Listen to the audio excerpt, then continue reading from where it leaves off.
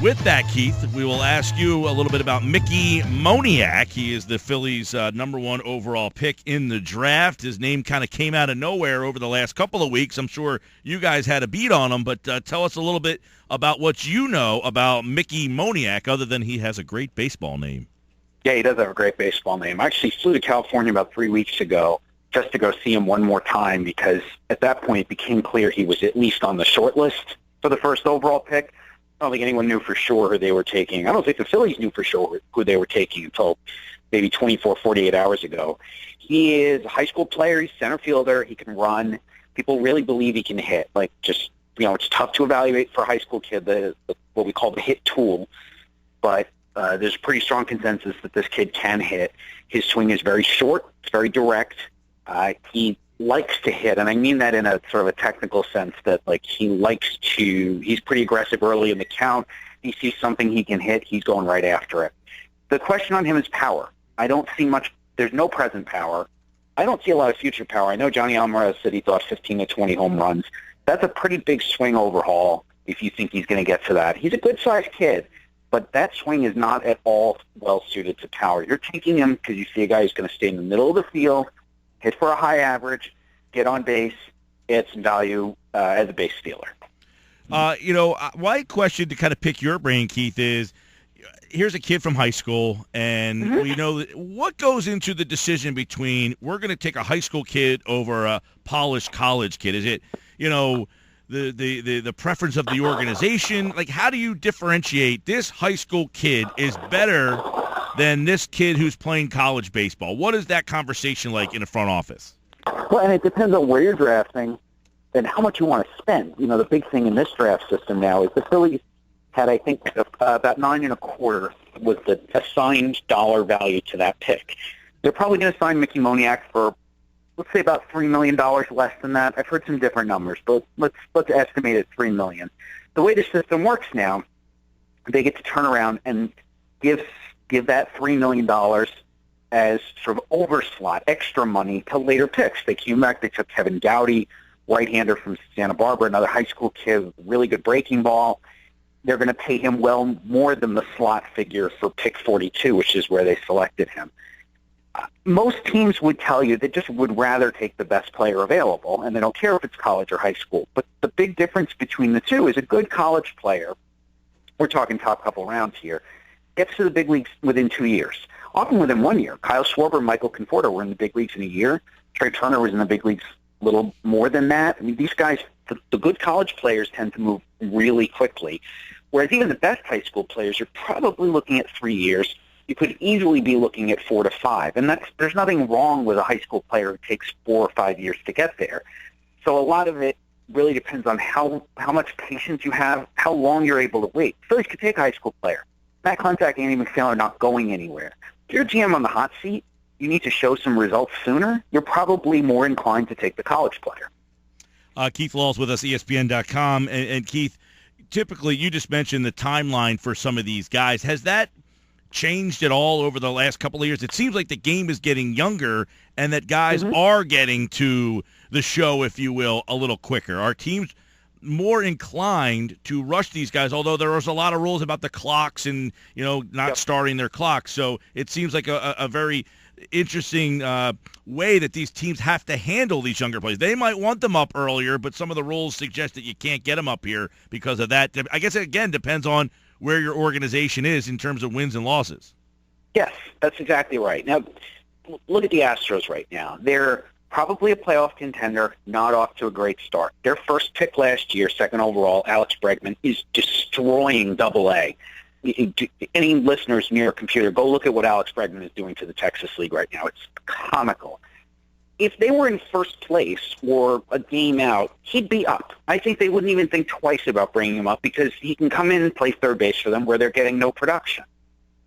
Given where they are in the standings right now, they might be thinking about holding him back a little longer for all those service time reasons, ultimately, that you mentioned. But I agree with your earlier statement. The game is getting younger. Players, especially the college players, are getting there more quickly. And I think the big reason for that is more change in developmental philosophy. It's that don't leave these guys in A-ball just because that's how we've always done it. Well, you've got to have this many at-bats in A-ball and this many at-bats in Double-A, and that is just stupid. It's just because it's the way we've always done it doesn't make it right. If these guys are raking and showing, especially for a position player, showing the kind of approach, the ball strike recognition, the plate discipline, if he's showing that already and outclassing the league, just keep moving him. And I guess the same would apply for a pitcher. You send a pitcher out to high A out of college, and he's striking out 12 guys every 9 innings, then just keep him moving. Keep him going until he gets challenged somewhere. And if that's the big leagues, well, good for you. It means you made a good pick. Agreed. Keith Law's with us. Red Sox rolled the dice with Jason Groom, who right before the draft made a college change, decided to go and commit to a junior college, pulling out of Vanderbilt. Did that change anything for him on draft night? No, because I don't think anybody believed he was ever going to set foot on campus at Vanderbilt. Vanderbilt's an elite academic institution. Jason Groom is not that type of student. And this is not like football where you're just going to forget about your academic standards, too. Just, all right, you can throw, all right, we're going to let you in. It doesn't really work that way in baseball. So I don't think anybody believed he was going to go there. The Chipola commitment would allow him, if he doesn't sign with the Red Sox, he could go back into the draft next year. You go pitch at Chipola, probably not get a whole lot better. Just roll the dice again next year. However, the slot figure for Boston at pick 12 is, I think, about 3.25. So even if they just gave him slot, you're telling me an 18-year-old high school pitcher is going to turn down $3 million? That's never worked out well for any high school pitcher, I think, in the history of the draft. Certainly nobody drafted this high. And the way the Red Sox have drafted since then tells me they're probably shaving a little bit more off of each pick. They may be able to get Groom up to $4 million. And I think at that point, both sides could declare victory. Red Sox could say we got a top 5 talent in the draft.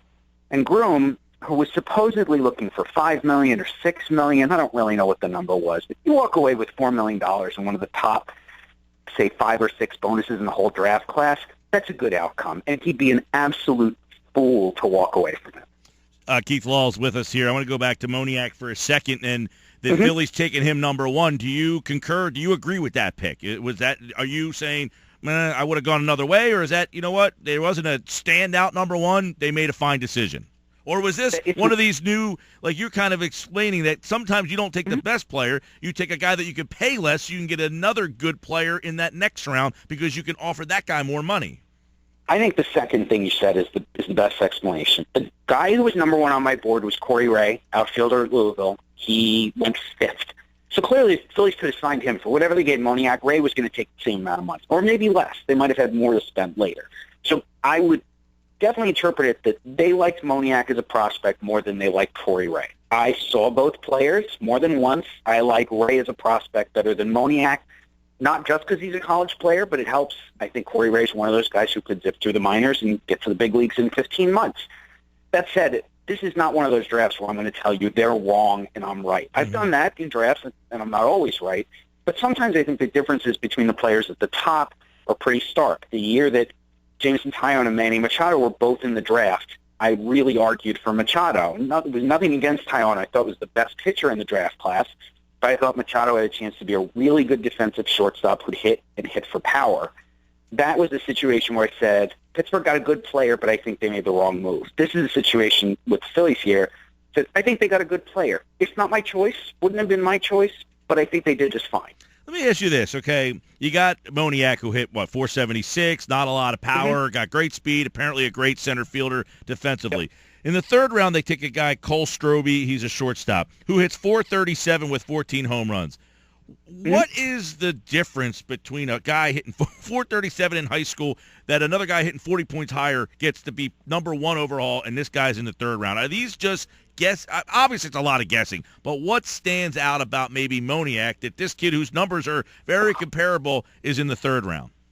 Well, Moniak he's from La Costa Canyon High School, which is about an hour outside of San Diego. I saw him at another high school that's even closer to San Diego. Southern California baseball is the best in the country. You're facing the best pitching, the best competition on a regular basis. Cole Strobe is from Omaha. I actually don't even remember the name of the high school offhand. He is a Millard West. Shortstop. There you go. Thank you. I've never actually been to Nebraska, so these are hypothetical places. Sure. You could make up the name of a high school, and I'd say, okay, yes, absolutely. I'm sure that's what it is. He probably faced awful competition in high school. So scouts are evaluating him more on his body, his running speed. They'll watch the BP more heavily just to see what the raw power is like. Mm-hmm. The caliber of competition is not telling you much. So that is something, for instance, okay, Mike Trout's from here, okay? Now, the baseball in this area has gotten much more attention since that time. I guess the perception at that point was the baseball is not that good, therefore we're not going to go look in that area. Is that kind of the way it works? It hurt Trout because of Billy Rowell, who was 10 years ago this week, actually. He was the 9th pick in the draft, 1 pick ahead of Tim Lincecum.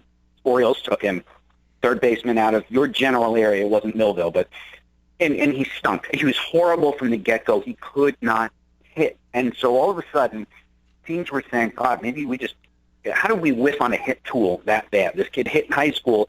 He gets in a pro ball, and he looks completely lost.